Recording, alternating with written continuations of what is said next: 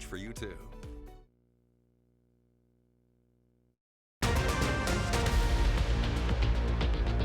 Held a presentation called West Mineral Mining History. Plus, we've got scattered showers and thunderstorms out there this morning. No severe weather active this morning, but some gusty winds in parts of southeast Kansas. Latest on our forecast to get you out the door coming up. Plus, the final Joplin Memorial Run goes from start to finish. We'll speak with a few participants. The 4 states' most watched news starts now. Good morning and welcome to the KOAM Morning News. It is now 6 a.m. and about 35 seconds. I'm Chris Warner. We did have some severe weather across parts of the area last night. The good news is, at least so far, no severe weather this morning, but some very gusty winds for some of us out there as we get our day underway. So let's start with a look at the Skywatch Storm Tracker. And you can see where you still have some moderate to heavy rainfall out there and some thunderstorm activity still ongoing as well. Start with a quick radar tour into southeastern Kansas. Got this thunderstorm southwest of Independence, now east of Sedan.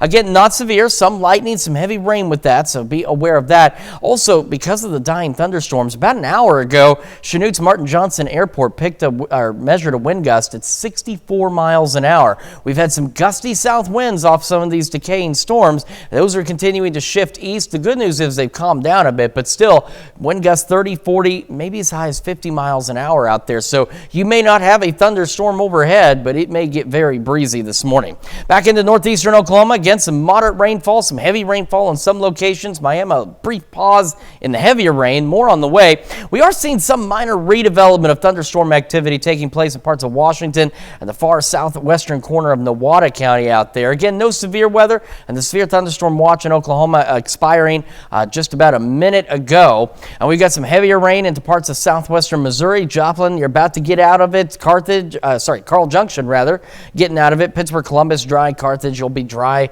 shortly before a few more showers start to roll in. Got some heavier thunderstorm activity rolled through Monette, Mount Vernon, Cassville earlier on its way to Springfield, and quite a bit of lightning with that activity. So again, do be careful out there. Lightning can be, of course, very dangerous, very deadly. So if you take a look, you'll see where this little guy tried to flare up. He's almost diving southeast, even though the bulk of this activity is rolling east. And then this little thunder shower here in parts of Washington and Newcastle counties trying to lift off to the east-northeast, but again, not anticipating any additional severe weather this morning.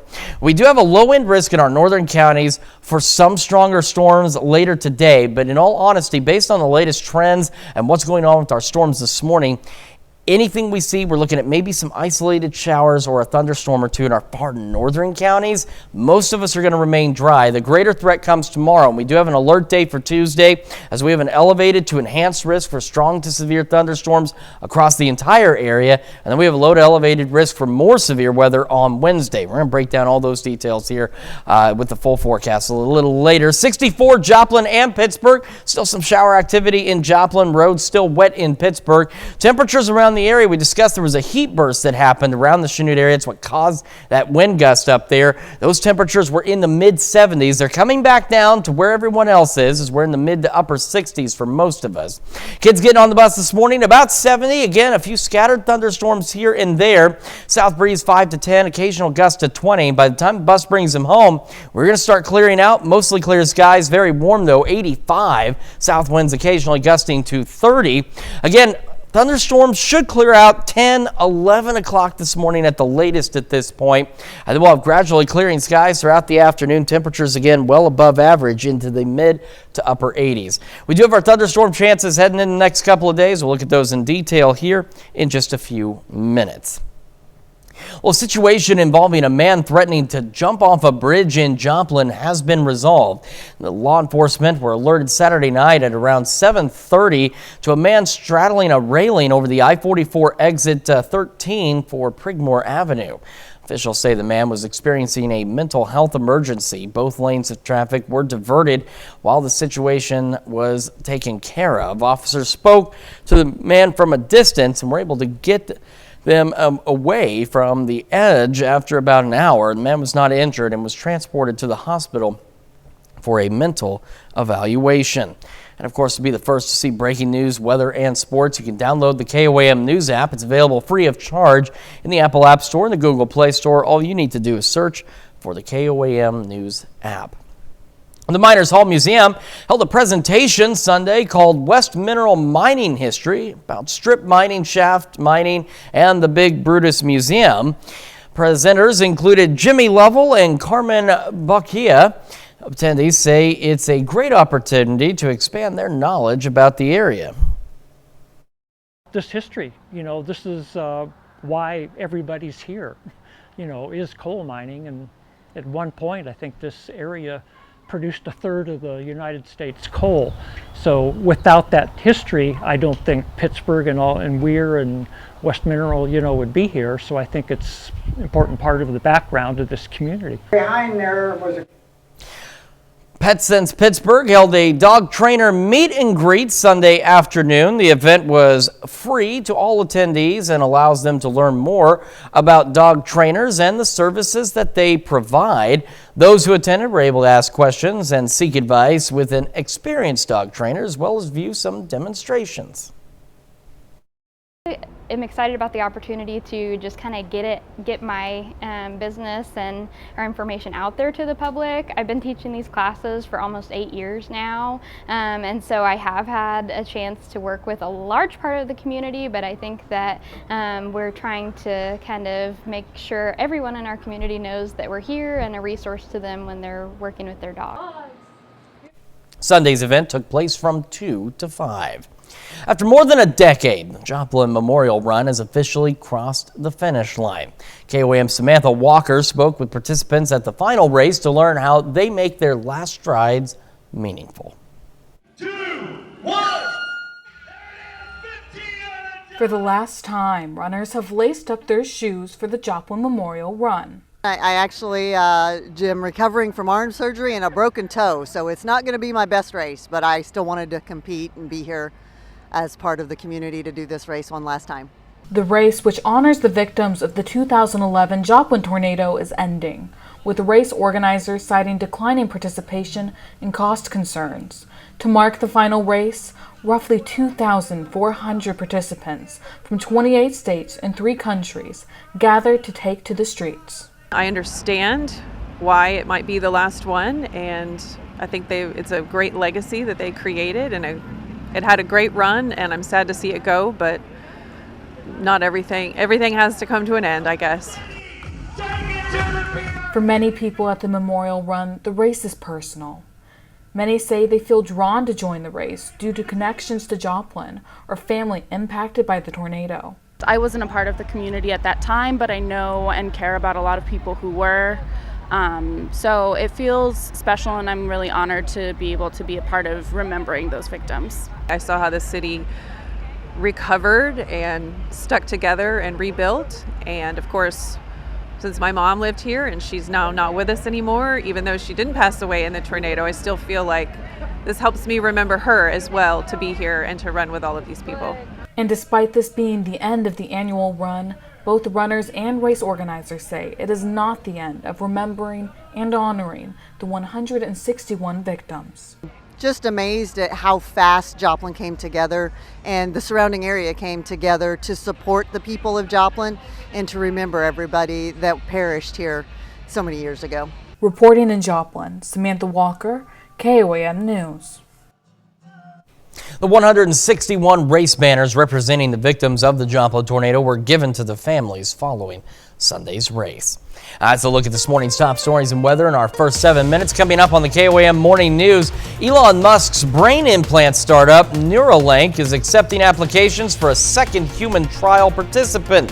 Plus, both top presidential candidates hit the campaign trail over the weekend, and we'll have another look at your forecast when the KOAM Morning News returns. We'll be right back.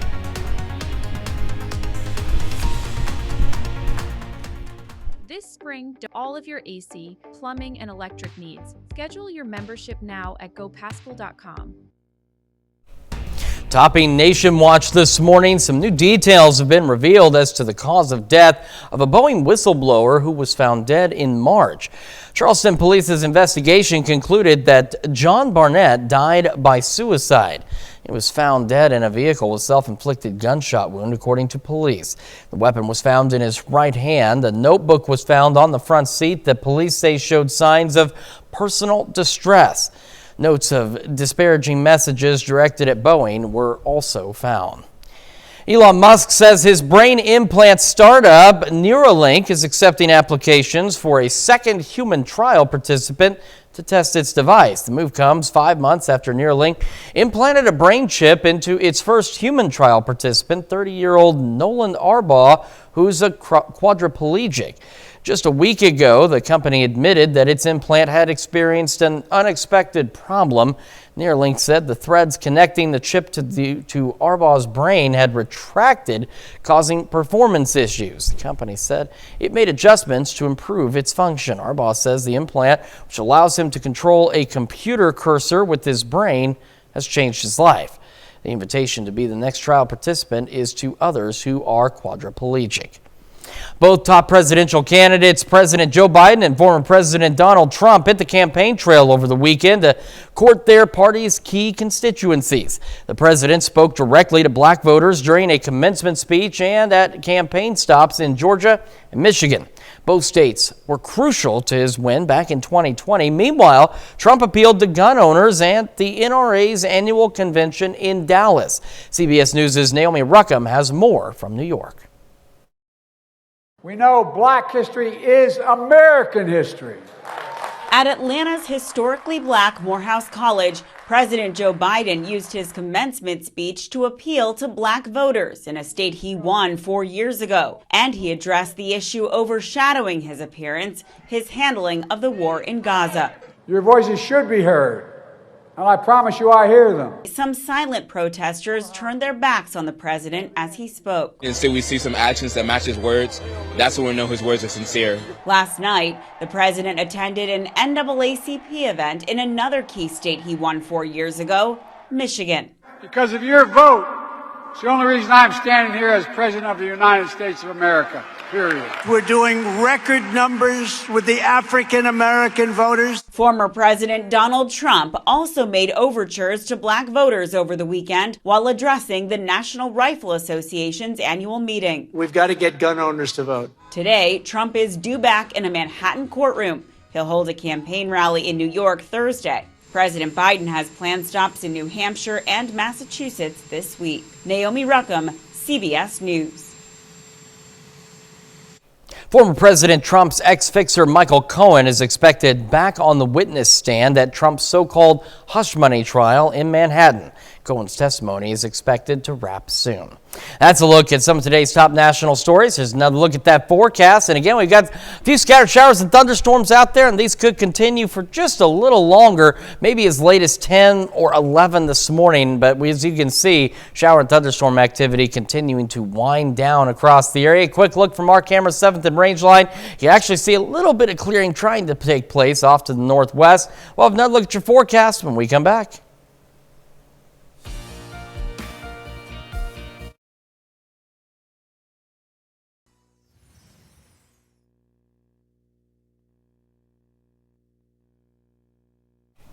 A canine in Morton County, North Dakota, has become wildly popular for students who get therapy in school. His name is Major Teddy Hugs. As Bella Craft reports, since Major can't be at all the schools every day, a group of students is helping to change that. Major! It's no secret that Morton County students, like kids here in Flasher, love therapy canine Major Teddy Hugs.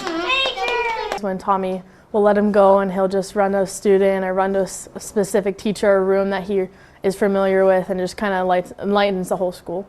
However, school resource officer and Major's handler, Deputy Tommy, can't be in all the schools he serves at once. That's when an idea came to Carrie, Ellie, and Brianna.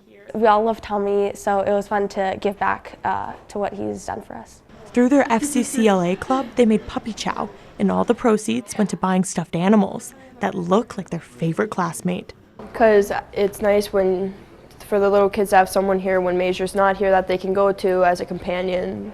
They had enough money to give one to all of the elementary school classrooms, the special education room, library, and music room. Deputy Tommy even received 2 to give to crime victims. It's really satisfying knowing that, you know, they have a part of Major, a part of our agency to help them through the day. The story doesn't end there. Flashers Masonic Lodge heard about the initiative and wanted to give back. They bought all the remaining dogs off Amazon to give to Deputy Tommy. I think we were surprised how expanded here and how far it's gone just from our school, and maybe it expands more. Carrie, Ellie, and Brianna say they can see the difference it's made here in Flasher. They understanding Major's role in helping people and then being able to do this to continue helping people is pretty awesome. Now the new dogs will go to New Salem students. The girls say they hope these stuffed animals will help spread a positive message to make a major difference in schools across the state. Deputy Tommy says there are plans to give the animals to patrol officers for outreach. Now we're going to take one more quick look at the forecast. We've got ourselves some scattered showers, a few isolated thunderstorms out there for some of us. Those will continue through parts of the morning, and then they're going to clear out. We'll have another full look at your forecast when we come back.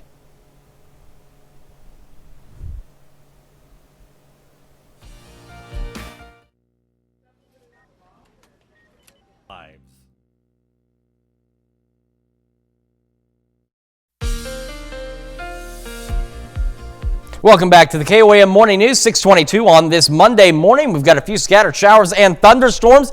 The heavier thunderstorm that we had in Berry and Lawrence counties now rolling into Springfield. Still plenty of lightning with that, and still some lightning even just outside Berry and Lawrence County. But remember, lightning can still strike up to 10 miles from the parent thunderstorm. A lot of this activity beginning to wane out there. And then we've got this little thunder shower here in Montgomery County, just south of Independence, right into Coffeyville. We've had some occasional lightning strikes with that, so you still need to be careful out there. If it holds, it will continue. It's almost tracking east-southeast. So it started north of Sedan and is making a very slow drive down to the east-southeast. So eventually into parts of Craig County and maybe northeastern Newata County out there. Got a few thunder showers south of Newata, south of Bartlesville, south of the 60 corridor. Again, a couple of lightning strikes here and there. And we've had some random lightning associated with some of the more moderate rainfall. Getting ready to roll back into the Miami area this morning. And as we head over to the southwest Missouri side, again, here's that thunderstorm. Quite a bit of lightning with it. It's not strong or severe, but boy, it's been quite an electrical storm as we've gone through the morning hours here. All right, so here's this activity. Here's that cell. We're going to watch it flare up, and it's kind of making a southeasterly dive. These storms in Bartlesville, or south of Bartlesville, they tried to flare up. They're not really doing much. The bulk of this activity continuing to die out. Now, today, there's a low-end risk of strong, maybe severe thunderstorms in the northern half of our viewing area. But I'm going to be honest with you, based on the activity we're getting this morning, its impact on the atmosphere, even though it's going to be warm and muggy later today, it looks as though this round of severe weather, we might see a stray shower or two in our very far northern counties, but the bulk of it is currently expected to remain off to our north. However, we do have an alert day for tomorrow for strong to severe thunderstorms. We've got an elevated to enhanced risk. You can see it covers the entire area with severe potential tomorrow. Then Wednesday, we have a low to elevated risk, mainly along and south of I-44, for additional strong to severe thunderstorms. And we could potentially see strong, possibly severe thunderstorms now through the weekend. We'll talk about that here in just a moment. Quick look at the future tracks. There's a few isolated showers out there. Some of that may be some leftover activity, because I think the showers and storms we're getting this morning should be out of here by 10, 11 at the latest. And take a look at these temperatures. Bartlesville up to 90 by 5 o'clock, mid-upper 80s out there. Then there's another round, and you saw there on the future track just a few showers in the far northern fringes of our area. They could be strong, but again, I think the bulk of the severe activity will remain to our north. As we get our Tuesday underway, we'll have a few scattered showers initially, and then as a cold front approaches, we're going to see more robust thunderstorm development by the evening, the late afternoon and evening hours. I think our best chances for severe weather right now are after 2 p.m. and before, say, 10 p.m. And we'll have these thunderstorms flaring up out there. All hazards are possible. Wind and hail are the primary concern. And then, again, the last of these exiting out by about 10 o'clock. Then we go into our Wednesday, and we're going to have scattered thunderstorms persisting throughout the day on Wednesday. And again, some of these, especially along and south of I-44, could be strong to severe as well. So those will continue from in the morning until we get into the early evening hours. And by about 6, those are out of here before we see additional thunderstorm chances through the week. All right, again, alert day tomorrow, upper 80s today, mid 80s tomorrow. Thunderstorm chances, as you see, continue all the way into the weekend and the start of next week. We do get a little cooler on Wednesday. That's why that severe threat a little further to the south, but we'll keep an eye on it. Still could see some stronger storms Thursday through Monday, and then we'll hopefully get a break from strong to severe thunderstorms as we head into Tuesday of next week.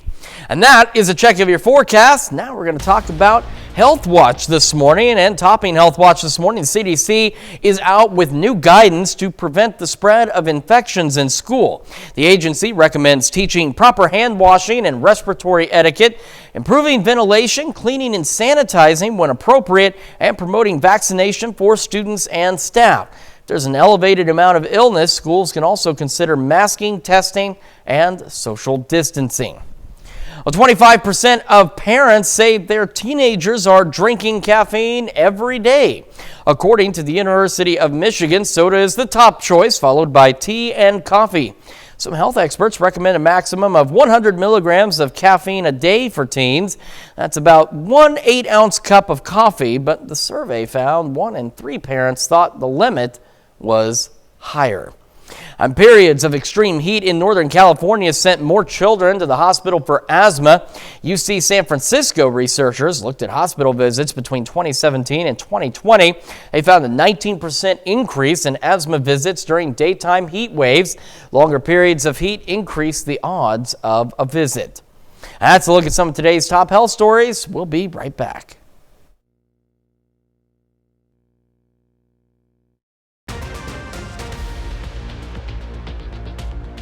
Jesus makes its way through downtown Joplin. Plus, we've still got a few scattered showers and thunderstorms out there this morning. We'll take a look at that forecast to get you out the door coming up. Plus, the 4th annual Sheed Farm Homestead Festival took place Saturday in Garland, Kansas. We'll take you there. The 4 states' most watched news starts now. Good morning and welcome to the KOAM Morning News. It is now 6:30 on this Monday morning. We've had some showers, we had some thunderstorms, we even had some severe weather late last night. Thankfully, nothing as intense as what they saw across parts of western and central Kansas overnight, but still, we've had to deal with some thunderstorms and still a few of those out there this morning. Let's take a quick look at the Skywatch Storm Tracker. And you can see where the activity is. There's considerably less of it now than there was about an hour and a half ago, but nonetheless, still some shower and thunderstorm activity out there. And I wanted to, there's some information that just came down. I'm wanting to make sure I am looking at it correctly.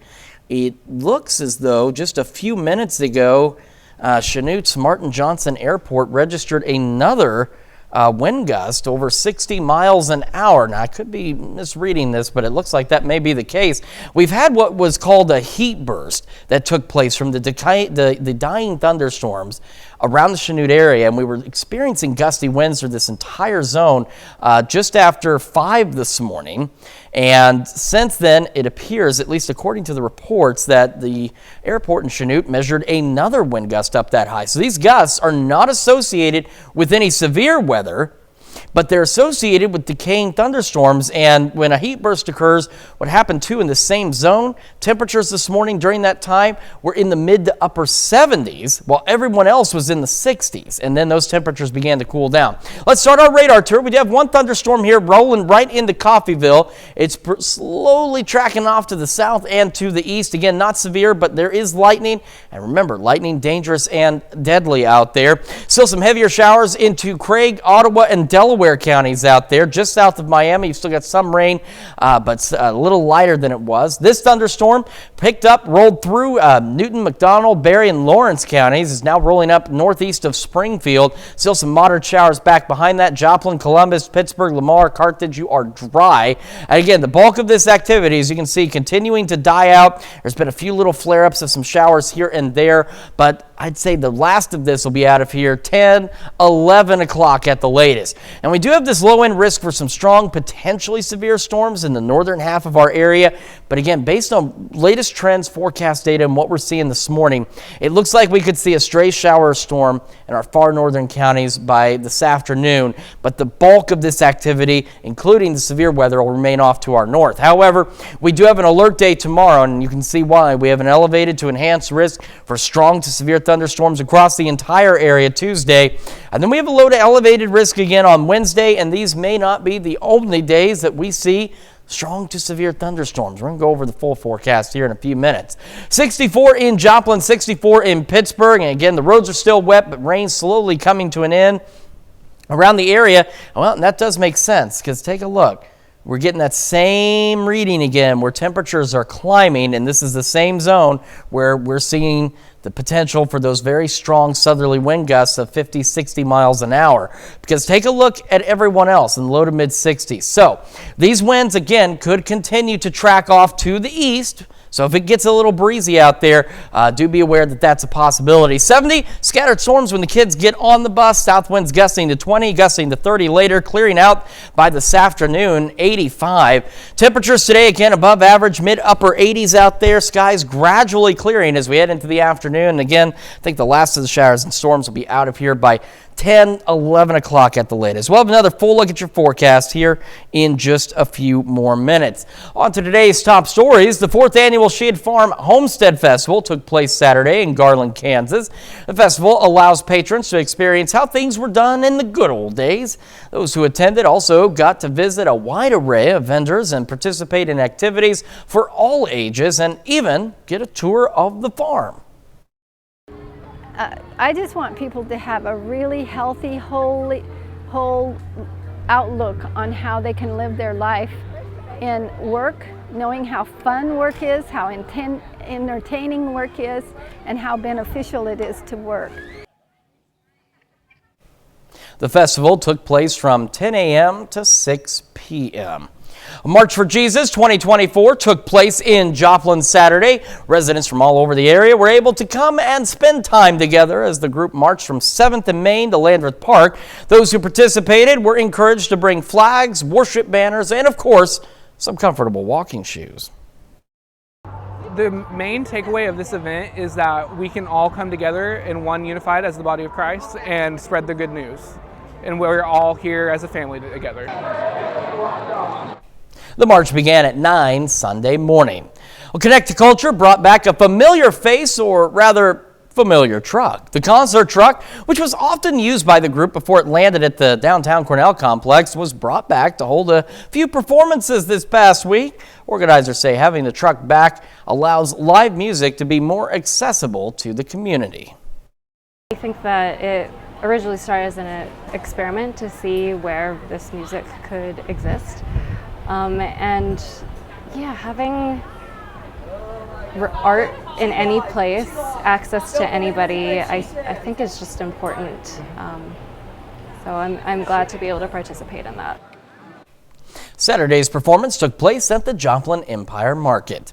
And that's a look at our top news stories coming up this half hour on the KOAM Morning News. Performers at the happiest place on earth voted to unionize over the weekend.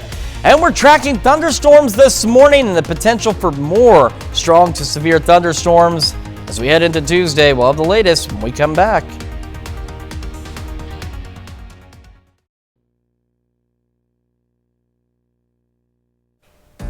In Consumer Watch this morning, performers at the happiest place on earth voted to unionize over the weekend. Nearly 80% of the workers who portray Disney's iconic characters at the company's California Disneyland theme park voted to join the Actors Equity Association, which also represents character performers at Orlando's Walt Disney World and Disney on Broadway. The vote is expected to be certified within the week, and afterwards, union and company representatives are set to begin contract negotiations. The family-friendly film If, which is a product of CBS's parent company Paramount, topped the weekend box office, but it brought in a disappointing $35 million domestically in its debut. Last week's top movie, Kingdom of the Planet of the Apes, swung into the second spot with $26 million. The horror flick The Strangers Part 1 debuted third, raking in $12 million. And whether you call her Grandma, Abuela, Bube, Nana, or Yaya, starting tomorrow, McDonald's is introducing a new McFlurry to honor grandmothers everywhere. The sweet treat is available for a limited time. The Grandma McFlurry features syrup and crushed crunchy candy pieces blended with the restaurant's vanilla soft serve ice cream. That's it for Consumer Watch. We're going to take a quick look at that forecast for you, starting with the Skywatch Storm Tracker. So I did misread. I apologize. It was the Coffeyville Airport that picked up that 64-mile-an-hour wind gust about 20 minutes ago. And those winds could continue to shift to the east. And just during Consumer Watch, it sounded as though it's starting to get a little windy on the roof of this building. If not, then there's somebody up on the roof, and I don't think there is at this time of the morning. So that's the thing, is with these decaying thunderstorms, we are getting some very gusty winds behind them, and they could continue to shift to the east. Now, Coffeyville, you've got a thunderstorm now rolling into your area. There's some lightning associated with this as it continues to sink off to the south and east. Got a little shower flaring up west of Parsons. Still some moderate rainfall for parts of northeastern Oklahoma. So Miami, you got some showers. You got some heavier rain on the way back behind this. Then southern Ottawa County, northern Delaware County, including Grove, Grand Lake, some heavier rain out there. Thunderstorm that was in Oklahoma, it turned northeast. It broke off from the rest of them, raced northeast, now northeast of Springfield. Still got some heavier rain down in Pineville, Cassville, Monette, Mount Vernon as well on this radar tour. So as again, actually getting some new information, so give me a moment. I'll take a look at this.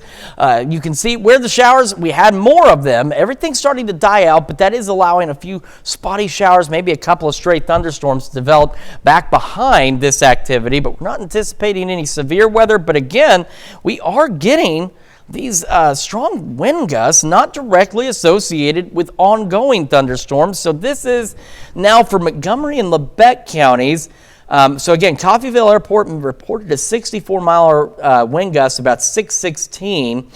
45 to 60-mile-an-hour winds may continue over the next hour or so in these areas. So Parsons, Coffeyville, Independence, Cherryvale, Caney, Oswego, Chautauqua, Altamont, Edna, Deering, Mound Valley, Elk City, Tyro, Liberty, Havana, Bolton, Sycamore, Bartlett, Labette, and the Parsons Tri-City Airport could deal with these strong winds out there this morning. So this is something just to keep in mind. Even if you're not getting a storm, we've got some pretty intense winds back behind all this. It's just about time to celebrate birthdays and anniversaries. We're going to do that right after this. But first, here's what's happening on CBS Mornings. I'm Tony DeCopel. Coming up on CBS Mornings, David Begnaud has a story about the gift of life. It focuses on two best friends, one of whom was willing to do whatever it took to save the other's life. And David has an emotional surprise for both of them. You're not going to want to miss it. That's coming up on CBS Mornings. Make plans to attend Fort Scott. All right, time for some Monday birthdays here in the 4 states. We're beginning in Iola with Easton Rutherford celebrating birthday number 7. A very happy birthday to you, Easton. We also have Stevie Snyder in Franklin celebrating birthday number 7 as well. It says happy birthday from mom, dad, brother, and sister. And in Pittsburgh, Bentley Blessant celebrating birthday number 9. A very happy birthday to you, Bentley.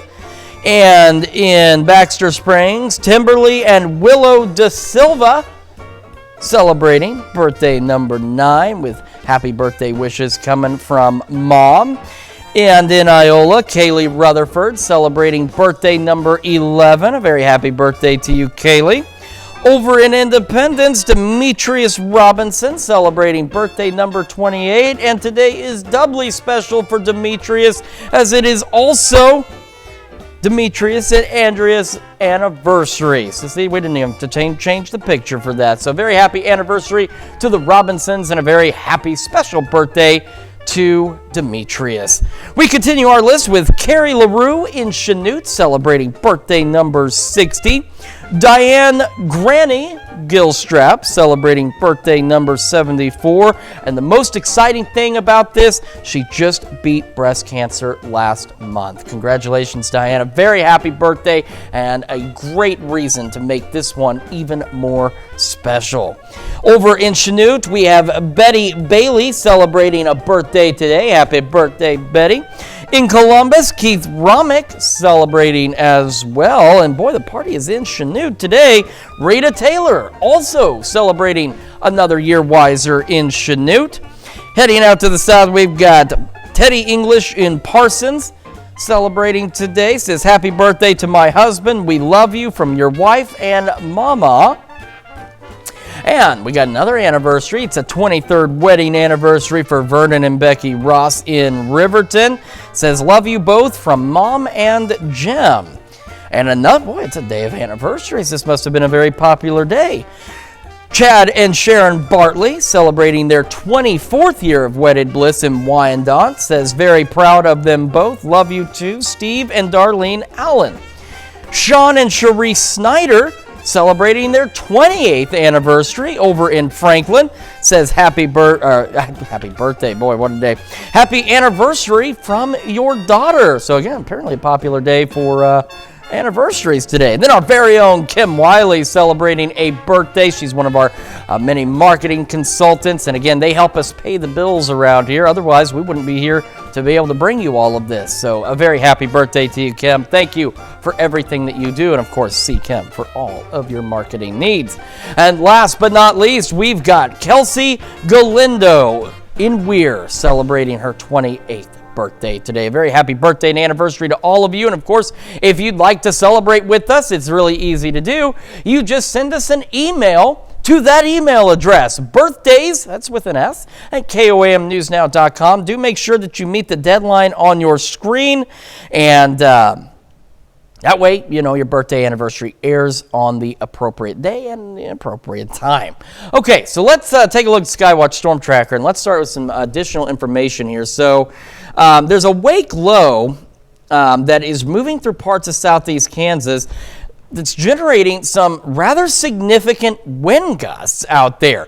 So earlier this morning, just after 5, Chanute's Martin Johnson Airport registered a wind gust of 64 miles an hour. About half an hour ago, Coffeyville's airport registered a wind gust of around 64 miles an hour as well. So right now, Montgomery and Labette counties, indications of some of these gusty winds not directly associated with the showers and storms that are out there right now. And as this wake low continues to move, it could bring some of those gusty winds a little further to the east. So we'll keep an eye on that. But if these gusty winds, they're meeting severe thunderstorm criteria, but they're not associated with thunderstorms. So watch out for that wind, watch out for those sudden gusts. So we have this new little thunder shower now to the west of Parsons that's developing out there.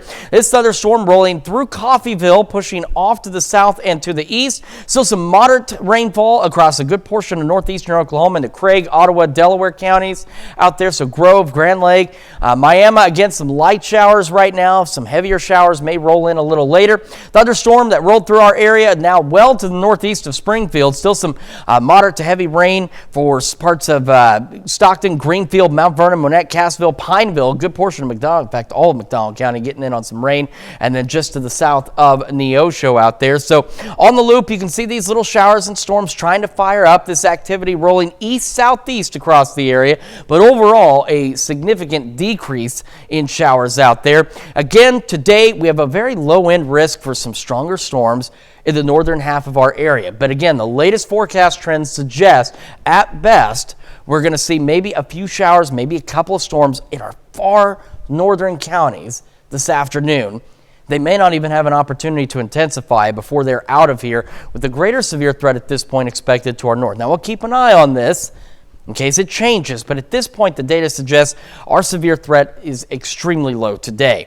Tomorrow, on the other hand, we have an alert day. We have an elevated to enhanced risk for strong to severe thunderstorms across the entire area out there. And then on Wednesday, we have a low to elevated risk out there as well. And those may not be the only days we see some stronger storms.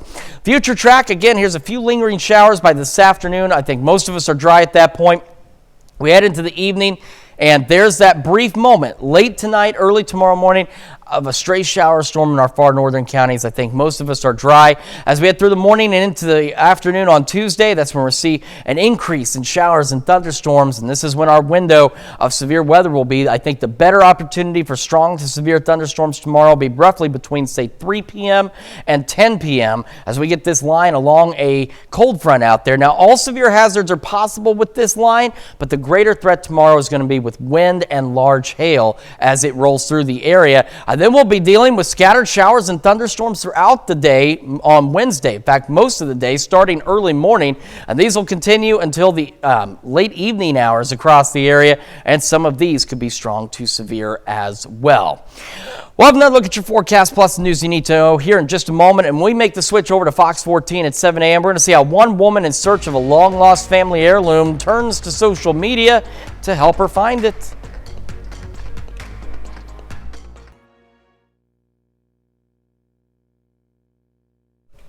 Here's a check of today's top headlines, news you need to know before you head out the door. Joplin law enforcement was alerted Saturday night at around 7:30 to a man straddling the railing over I-44 at exit 13 for Prigmore Avenue. Officials say the man was experiencing a mental health emergency. Both lanes of traffic were diverted while the situation was resolved.